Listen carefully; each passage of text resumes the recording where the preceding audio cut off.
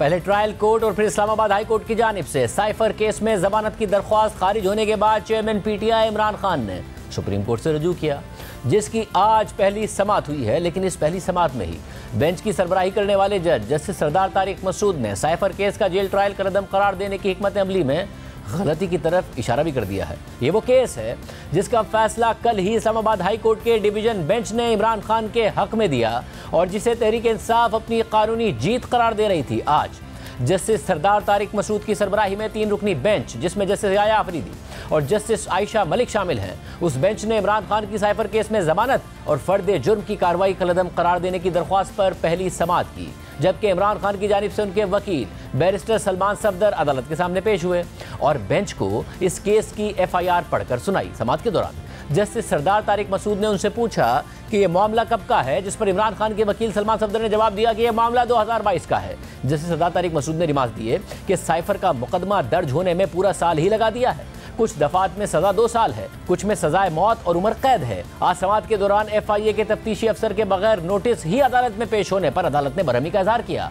Justice सरदार तारिक मसूद ने FIA के एहलकार से पूछा कि आपको किसने बुलाया है, पीछे जाके बैठ जाएं। समाअत के दौरान सलमान सफदर ने अपने दलाइल जारी रखते हुए कहा कि इल्ज़ाम लगाया गया है कि इमरान खान ने आजम खान को साइफर को गलत रंग देने का कहा। इल्ज़ाम लगाया गया है कि इमरान खान ने बिलवास्ता या बिलावास्ता रियासत को नुकसान पहुंचाया। इस पर जस्टिस सरदार तारिक मसूद ने उनसे सवाल किया कि क्या शरीक मुल्ज़िमान के किरदार का तयन हुआ, तो इस पर सलमान सफदर ने कहा कि असद उमर को छोड़ दिया गया और आजम खान को मुल्जिम से इस्तगासा का गवाह बना दिया गया। इस पर जस्टिस याया अफरीदी ने कहा कि पहले केस पर कहा गया था कि आजम खान मुल्जिम हैं, इंक्वायरी में कहा गया था कि शरीक मुल्जिमान का किरदार तफ्तीश में तय किया जाएगा। हतमी तफ्तीशी रिपोर्ट में आजम खान से मुतालिक तफ्तीशी अफसर ने क्या कहा, सलमान सफदर ने जवाब दिया कि तफ्तीशी अफसर ने कोई वाज़ेह मौक़िफ़ नहीं बताया। आजम खान अगवा हुए और उनके अहले खाना ने मुकदमा भी अगवा का ही दर्ज करवाया। अगवा के बाद हैरानकुन तौर पर आजम खान का 164 का बयान आ गया। इस पर जस्टिस सरदार तारिक मसूद ने रिमार्क दिए कि देखे ना, ऐसे फिर सच सामने आता है।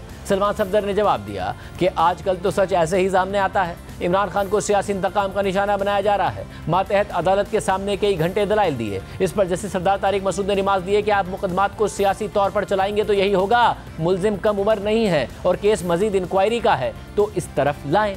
समाअत के दौरान जस्टिस आयशा मलिक ने सलमान सफदर से पूछा कि आपके केस में मरकजी ग्राउंड क्या है, जिस पर सलमान सफदर ने उन्हें जवाब दिया कि हमारा केस ये है कि केस बनता ही नहीं है। चेयरमैन पीटीआई इमरान खान पर जो दफात लगाई गई वो जासूसी और दुश्मन ममालिक को फ़ायदा पहुंचाने जैसे जराइम पर लगती हैं। तहकीकात में कहीं नहीं बताया गया कि कहाँ जासूसी हुई या किस दुश्मन मुल्क को फ़ायदा पहुंचा। इस पर जस्टिस सरदार तारिक मसूद ने कहा कि वो ये कह रहे हैं कि आपने साइफर का कोड कॉम्प्रोमाइज़ कर दिया। कोड अगरचे तब्दील होता रहता है, कई बार हफ्ते बाद भी तब्दील हो सकता है। इस पर सलमान सफदर ने कहा कि जो इल्ज़ाम है इस पर सज़ा, जुर्माना या 2 साल कैद बनती है, मगर दफात बड़ी लगा दी गई। साइफर को डीक्लासीफाई कानून के मुताबिक किया गया और नेशनल सिक्योरिटी कमेटी में पेश किया गया। कौमी सलामती कमेटी इजलास में साइफर पेश करने और डीमार्च का जिक्र सुप्रीम कोर्ट के फैसले में मौजूद है। अदम एतमाद के मामले पर सुप्रीम कोर्ट के फैसले में इसका जिक्र आया था।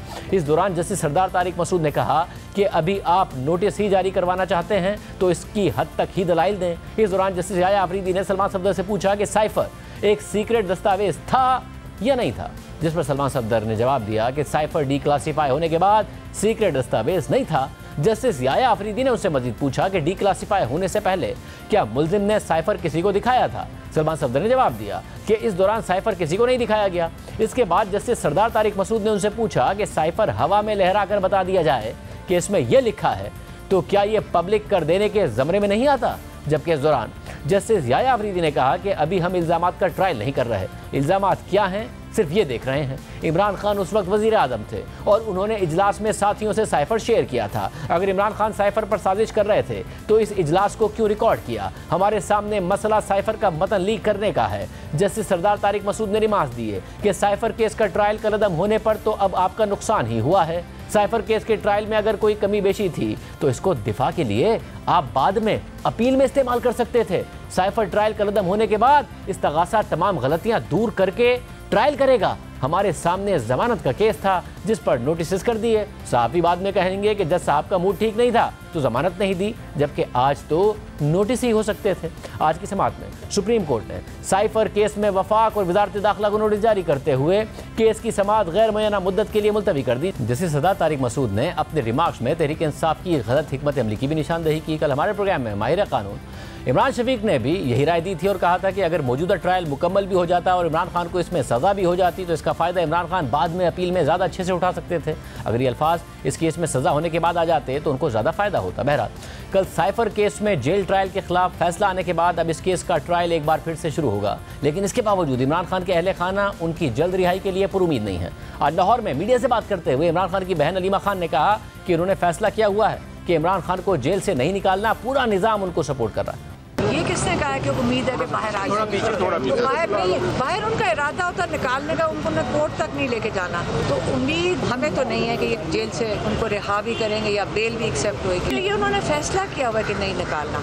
जबकि आज नैब ने 190 मिलियन पाउंड केस में इमरान खान का नाम ECL में डालने की सिफारिश कर दी है। इसके अलावा बुशरा बीबी, जुल्फी बुखारी और शहजाद अकबर का नाम भी ECL में डालने की सिफारिश की गई है। झेली कमेटी की सिफारिशात हतमी मंजूरी के लिए निगरान वफाकी काबीना को भेजी जाएंगी। एक तरफ जहां PTI के चेयरमैन और आला क़यादत को सियासी केसेस का सामना है, तो वहीं पार्टी ने 2.5 माह बाद होने वाले इंतखाबात में हिस्सा लेने की हिकमत अमली भी तैयार कर ली है। पार्टी के चेयरमैन, वाइस चेयरमैन, सदर और अहम रहनुमाओं की गिरफ्तारी, बाकी रहनुमाओं की जानिब से पार्टी छोड़ने और रूपोश होने के बाद अब PTI को वकला की टीम लीड कर रही है। ये वो वकला हैं जो मुख्तलिफ अदालतों में मुख्तलिफ केसेस में इमरान खान का दिफा कर रहे हैं और अब तहरीक इंसाफ इन्हीं वकला को अगले इलेक्शन में पार्टी टिकट देने का इरादा रखती है। इसके अलावा दीगर वकला को टिकट देने का इरादा रखती है। इस नई हिकमत अमली के बारे में तहरीक इंसाफ के रहनुमा अली मोहम्मद खान ने पहले जुमे के दिन हमारे प्रोग्राम में बताया था, जबकि कल इमरान खान की जेल ट्रायल के खिलाफ दरख्वास्त का दिफा करने वाले वकील बैरिस्टर सलमान अकरम राजा ने भी इसको खारिज इम्कान नहीं करार दिया।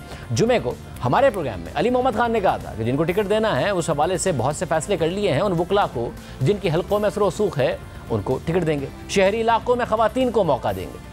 आपकी पार्टी किस तरीके से लोगों को अपनी तरफ लेके आएगी? अगर पॉपुलर है भी तो उन्हें ये यकीन दिलाए कि जी आप अगर हमारी तरफ आएंगे, हमसे टिकट लेंगे तो इलेक्शन भी लड़ पाएंगे और इलेक्शन हो रहा होगा। इसका कैसे यकीन दहानी कराएंगे? क्या स्ट्रेटजी बना रहे हैं इस हवाले से? देखिए, मुश्किलात का हमें सामना है, लेकिन हमने अपने होमवर्क अब तक कर लिया है। जिन लोगों को हमने टिकटें देनी है, जाहिर है उसको हम पब्लिक शायद ना करें, लेकिन उसके बहुत से फैसले हो गए हुए हैं। जहां किसी को मसला होगा, सेकंड थर्ड ऑप्शन पे भी जाया जाएगा। वकला के पैनल भी जो है वो रेडी हैं। कहीं कहीं हम अपने उन वकला को जिनकी हलकों में प्रेजेंस है उनको भी इंशाल्लाह हम आजमाएंगे। शहरी इलाकों में जहां जात बरादरी या ये चीजें बहुत ज्यादा काउंट नहीं करती, वहां हम अच्छी पढ़ी लिखी जो है खवातीन को भी, जो सियासी कारकुनान है, उनको भी हम अपॉर्चुनिटीज दें। जबकि कल जब सलमान अकरम राजा से इस हवाले से सवाल हुआ कि क्या वो भी लाहौर के किसी हल्के से PTI के टिकट पर इलेक्शन लड़ेंगे, तो उस पर उन्होंने कहा कि यह खारिज से इम्कान नहीं है। ज़रूरत महसूस हुई तो कोई भी कदम उठाया जा सकता है। ये दिलचस्प बात है क्योंकि इस वक्त बज़ाहिर PTI की तर्जुमानी भी सिर्फ वकला ही करते नजर आ रहे हैं, जिनमें एडवोकेट शुएब शाहीन, सलमान सफदर, सलमान अकरम राजा, गौहर खान, शेर अफजल मरवत और हामिद खान शामिल हैं, जो इमरान खान का नैब, ट्रायल कोर्ट, हाई कोर्ट और सुप्रीम कोर्ट में दिफा या तो कर चुके हैं या कर रहे हैं।